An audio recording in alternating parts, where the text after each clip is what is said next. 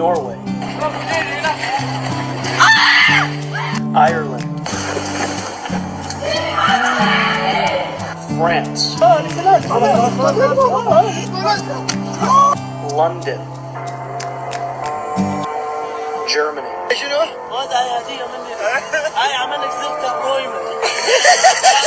Somebody explained to me how the progressive governments of Europe who claim to champion women's rights are okay with importing millions of migrants from third world countries who come from cultures that are okay with sexually assaulting, raping, murdering, beating, anything unimaginable to women.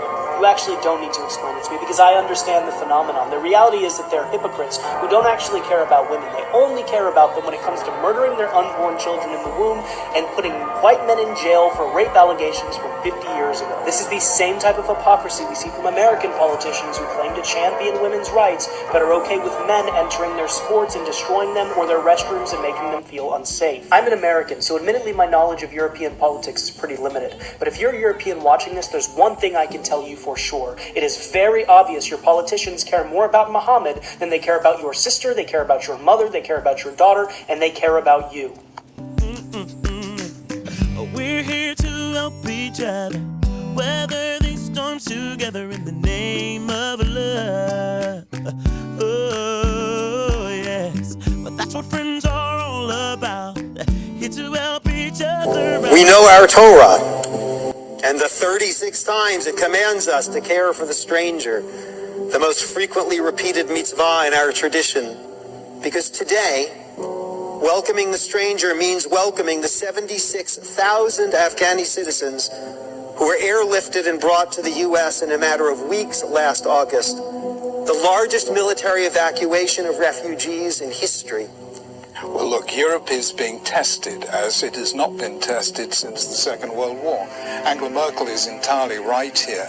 The European Union was created as a kind of way of saying we recognize human rights after the catastrophe of 2 world wars and the Holocaust. And it's very chilling to see some of these scenarios being reenacted. I don't want to make a direct comparison, but now is the time for humanitarian compassion to triumph.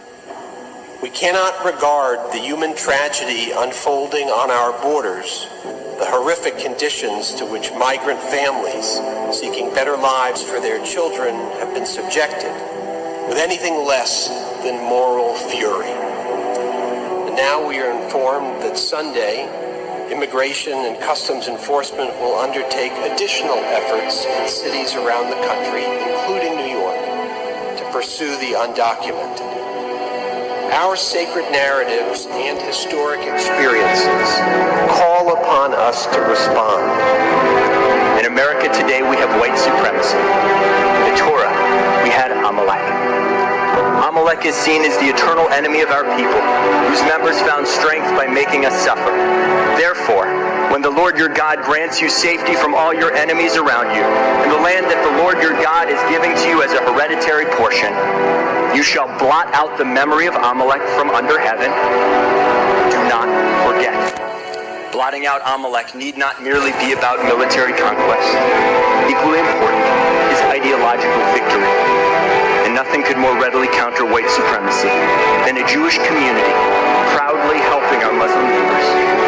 There is nothing that undermines a white supremacist worldview more than diverse communities getting along, building together towards the future.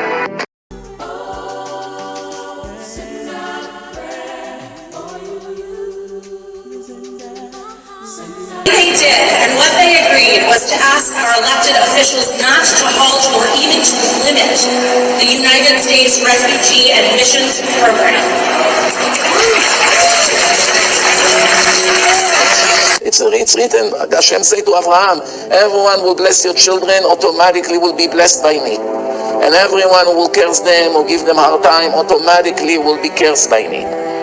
And you can see all these nations, all these anti-Semite nations.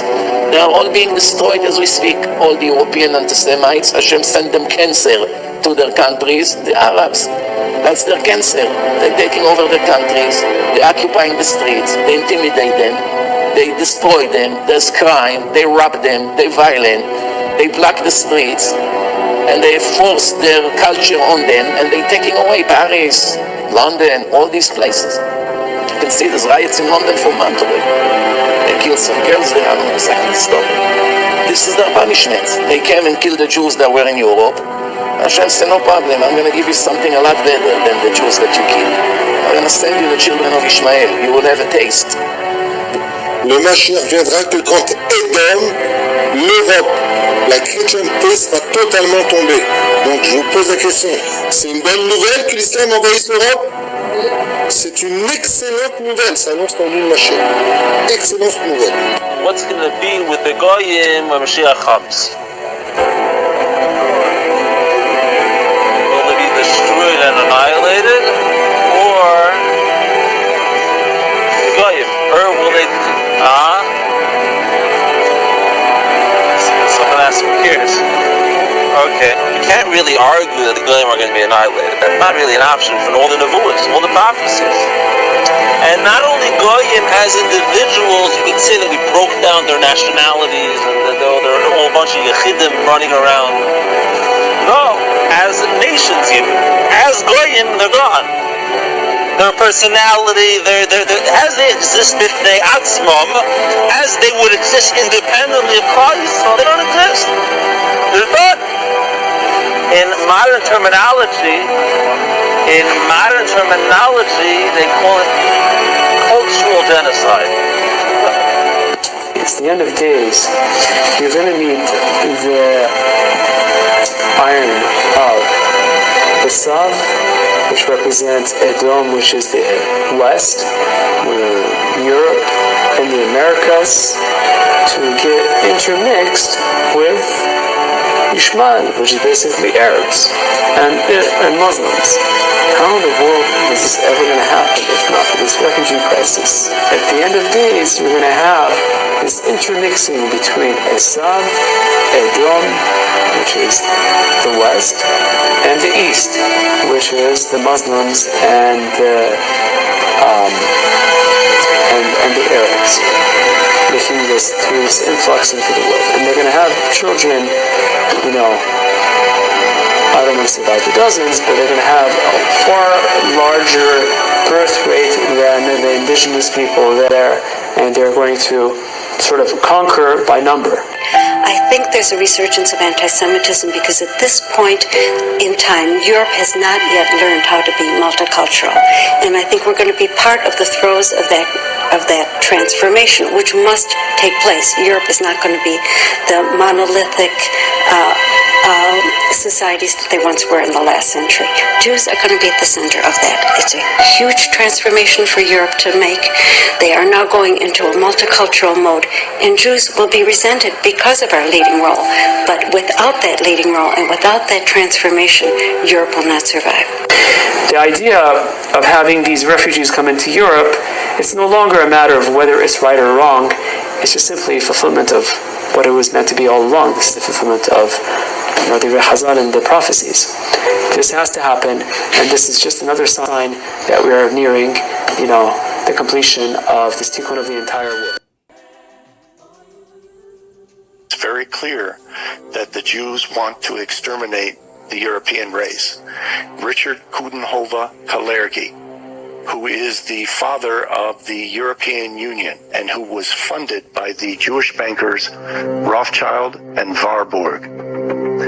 Now, this man wrote a book called Praktischer Idealismus in 1925, in which he stated that the Jews are a master race and that the Jews can only assume the throne rule over the world by weakening the European race, and that the means to weakening the European race would be to dissolve all the European nations, destroy all their cultural heritage and their national traditions, and replace that with the European Union, and then to invite in Africans, Middle Easterners, and Asians to dilute the blood of Europeans through miscegenation to the point where they became a degenerate mixed race. And then at that point, these people would no longer have any sense of nationhood, and the ancient Jewish messianic prophecies of world rule out of Jerusalem, with Jews maintaining their nationhood and their national status,